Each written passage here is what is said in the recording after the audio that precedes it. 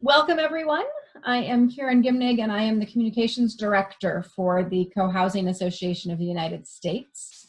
And Karen is along. She's 2 squares below me on my screen. I don't know where she is on yours, but waving. Karen is the Executive Director of the Co-Housing Association. And if you aren't sure which one of us to talk to about something, just send it to one of us, and we talk every day. So we'll sort it out between us. But you can reach us for all kinds of things, including ideas for future web chats or other programming, or classified ads that you want to run for homes available in your community, or various other things. The association is very much about serving the needs of the co-housing community as broadly as we can, and particularly about making there be more co-housing and making the co-housing we have be better and more effective for those who already live in it. So that's what we've been doing. And we've been doing that for about 12 weeks. I think it's actually been 11 weeks, but 12 programs of co-housing and coronavirus. We got in pretty early on as the pandemic began to be clear that it was going to be a thing and make a difference in all our lives. And we started talking together about what is co-housing going to do about this, or how are we as co-housers going to get through it? And it's just been a joy to be together on a weekly basis, and our community of communities across the world, or at least across the US and into Canada. And we would encourage you to help us make that sort of thing possible again next time it's needed by making a donation to the association. That program that we're able to put together and the ways that we're able to help people in communities depends very much on the financial support that we get from all of you who live in co-housing, who want to live in co-housing, who recognize that co-housing makes the world a better place. Your donation at cohousing.org is the thing that makes the association possible. So if you haven't done that recently, this would be a great time to do it. For tonight, we are our last in the weekly series of Co-Housing the Coronavirus. If we see a need, we will reconvene at some point, but we are ceasing our weekly chats for the moment. And as we do that, we're going to look ahead to, at some point, this thing is going to end and things will shift and change. And what's that going to look like for community as we transition back out of coronavirus time? Okay, Karen and I are hosting together this evening. So what we thought we'd do tonight is a couple of breakout sessions, let you all talk to each other and brainstorm, and then we'll come back and kind of share it out in the chat, and then let you group with another group of 5 or 6 folks. And really we wanted to start with the questions around, what is the transition back going to look like when we start winding down the things that we've done in response to coronavirus or to protect ourselves from coronavirus, and we shift back to whatever new normal will be? What's that transitional period going to look like? What are the first things that will change back, or that we'll bring back, or that we'll start using again, or start doing the way we did the old way? And what are the things that will be done sort of temporarily, or that will be transitional in some way? What's it going to look like to go from where we are now? There will be this sort of in-between time until we arrive at the new normal. So that's your topic. And we're going to send you off into breakout rooms. As I said, of 5 or 6 folks, we're going to give you about 15 minutes. So 23, 25 after the hour, we'll bring you all back and see what all you have said to each other. So, are we ready? I think we're ready. Here we go. Okay, everybody is back. Everybody's back. So we wanted to give you all lots of opportunities to chat in small groups, and thought that we would try a different form of reporting this time. So for those familiar with the chat, we're going to let you share in the chat 1 or 2 ideas that were most interesting from your breakout group. If you're not familiar with chat, if you move your mouse on your Zoom screen so that the menu on the bottom shows up, there should be an option to click on chat. And if you do that, you'll see the sort of conversation showing up. Usually it's to the right-hand side of your screen, although it shows up in different ways depending. But we want to just give everybody about a minute or two to share one thing that was from your conversation that was particularly interesting, or if you have 3 things, you can share 3 and put them in the chat and we'll all be able to see them. So keep typing if you are. Just reading through a few of them. You know, it's harder to get consensus when the stakes are high. And another note about plenty of opportunities to practice conflict resolution at this time. Some folks saying they hadn't really started thinking about it yet, and maybe time to bring it up, and also that it could be quite a long time before we're back to normal. Looking at ways to use distancing and still get maintenance done and other things, beginning to use Zoom and new experiences with that. Noticing some agreements and some more laissez-faire pieces. Cleaning and sanitizing protocols needed. An individual choice in terms of how openly to behave. Parents are loosening up and letting kids play more already. That's beginning to happen. And some interest in people are wanting to get back to seeing each other. And gathering on the green outside, bring your own snacks. So some gathering beginning to happen. And someone saying, interesting that some communities are having a challenge with consensus because that particular community is not, or at least it sounded easier. And a note the testing will be problematic and only solve some issues for those who test positive. Yeah. So a range of things, and for some, just the beginnings of beginning to think about. But there will be just as there was a transition into this, there will be a transition back out of it.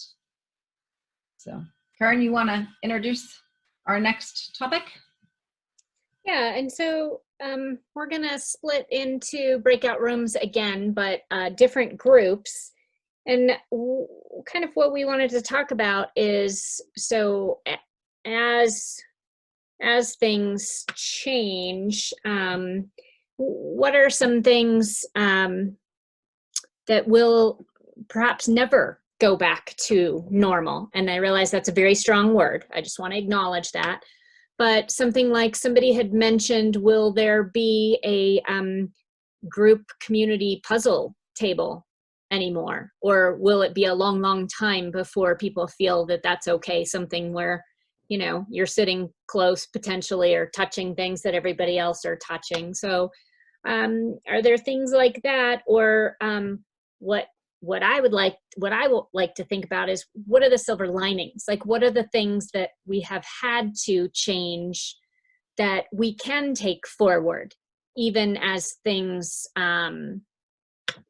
return to some sort of normal, whatever that is? What are some things that that have worked that we want to take forward, like group grocery shopping, or I don't know what. So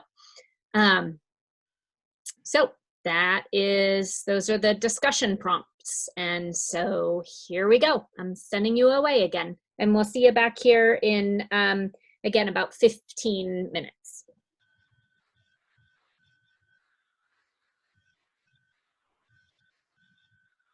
Welcome back, everybody. Hopefully you all enjoyed each other. So we're going to do the same thing of put some notes in the chat. What did you learn? What did you hear? What was interesting that you talked about?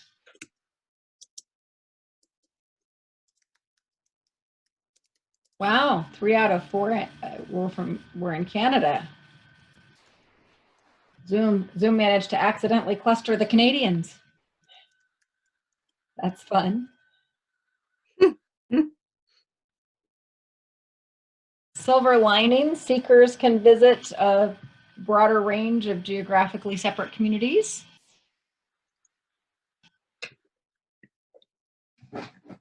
Wild Sage created pods to check in with each other and help some people that had not been so involved get to be known and get out to events. Challenging questions such as having guests and how important it is to discuss things. Silver lining is that people have been more caring about each other, more likely to ask about needs for picking up groceries, etc., paying attention to the needs of a community member who's ill. And everybody's now comfortable on Zoom. And we appreciate what we have. More caring, Zoom can help. Shared shopping lists. Appreciate connecting with and meeting other co-housing people. And hoping for more chats on other topics. I think that will happen eventually. Yep. And people liking Zoom meetings because they can stay home with the kids. It's less distraction.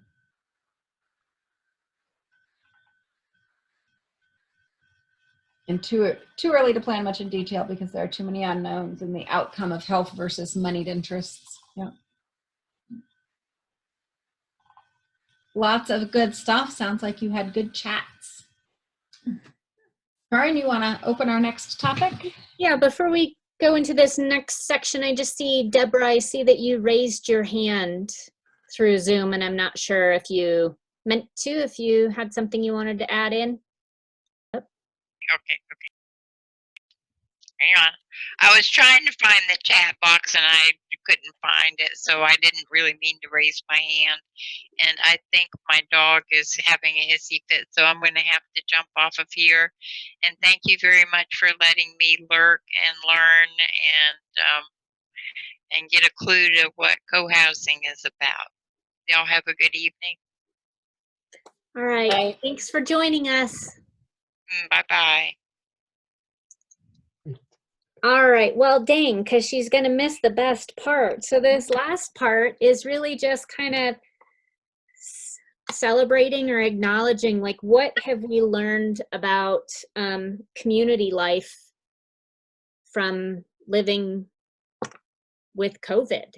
And I guess I'll just say, one of the things that I've heard from several of my Wild Sage community members, folks that are immune compromised and have really, truly, truly self-isolated, and how thankful they are of being in community and just being able to have the pods or have the Zoom meetings or know that they can call on anybody at any time. And they're really, a couple of people are really recognizing that they have friends or family members that live, you know, farther away or don't live in community who don't have that. And they've said how clear it is, the support that they get from living in community. So if anybody else wants to chime in, I just invite you to unmute yourself and share your piece, and then mute yourself again. I started a Zoom conversation with my 4 siblings, and the 5 of us haven't talked to each other like all together for 7 years. And I just wanted to know how they were doing. So I started it, and immediately had to mute my sister because she wouldn't stop talking. So we couldn't hear my brothers when they had their chance to, but she didn't notice, so it didn't matter. But, you know, in hearing what their lives are like now when they're sitting isolated with their spouse, or, you know, some of them have their kids coming home from college. And then, you know, our co-housing, there's lots of arguments about lots of stuff, but at least, you know, it's so much life. There's the good and there's the bad, and there's the arguments and there's the meetings where we try to resolve things, and you hear everybody's struggles, but it's so rich compared to just being by yourself in your own little house. So I'm really grateful for that. We are in a forming community right now, and the first month of the virus stuff, of course, everybody was just like in shell shock and nobody was saying anything. But as we all become a little bit more understanding and comfortable with this new situation, I'm finding that people are very clear more than ever that co-housing makes sense. That people totally get that living in a community is a way to get through a situation like this. So I think that definitely the silver lining for forming community is people are noticing what co-housing is. Marty, go ahead. Okay. This is Marty. I live in Liberty Village in Maryland. We have been living here for 20 years now, and the Zoom meetings have been difficult. And so what we've learned is how to use Zoom, and we're learning it better each time we have a meeting, all the different facets of it in order to keep people engaged. It does not take the place of our in-person meetings, I don't think, because you just can't see the energy and the body language and everything, and you just don't feel as connected. But we're learning it, and we'll probably use it for some things, and we're getting so that we use it better every time. So that's what we've learned. I'm waiting for Zoom to include a hug feature. A hug feature, yes. We've been pretty much staying in our houses an awful lot of the time, seeing each other on occasion. And I think when we finally unquarantine ourselves, we're going to have such a pleasure at seeing each other. I think we'll appreciate each other more. So. And we've thought of some fun things to do that hopefully we'll keep doing. We've had trivia contests and a variety of things that maybe we'll keep doing when we get freed. I've wondered how many communities will keep their 7 p.m. dance party or sort of these daily check-in kinds of events that many communities have adopted. How many of those will be around long-term in some variation or other? Well, it's also interesting to me that how different communities have adopted different things. Mm-hmm. You know, I was waiting to hear from Karen, how we were supposed to do it, but I didn't hear anything come down as the directive from on top. So I'm just joking. I'm glad you didn't hear it. We were really intentional about not doing that. Yeah. It seems like it's been kind of informal as to what's the norm or what's the agreed upon distance, and we'll find ourselves all of a sudden we're 3 feet away instead of 6, or maybe, people that don't wear masks out in the community at first were kind of rebuked, saying, okay, you're going to be transporting the virus here and you're going to be the carrier if you don't wear masks out in the community. So I got that from somebody and felt a little affronted, but then I work as a therapist with people, so I started wearing masks, and I think we've actually kind of just allowed a lot of autonomy and decision making, because different people are different levels of fear, and some people really are outdoorsy oriented people. They're out 8 hours a day in the sun and they want to be out and they want to be connected with other people, and other people have just kind of hunkered down and stayed inside more. But most people, because they're home, will take breaks at noon or breaks at 5, and I think we're more connected than ever. I imagine there will be more telework, more folks working from home in the months and years to come, and how that might influence co-housing. And I know some communities that had like coffee breaks for people who worked from home, and whether that will become more prevalent as working from home is more prevalent.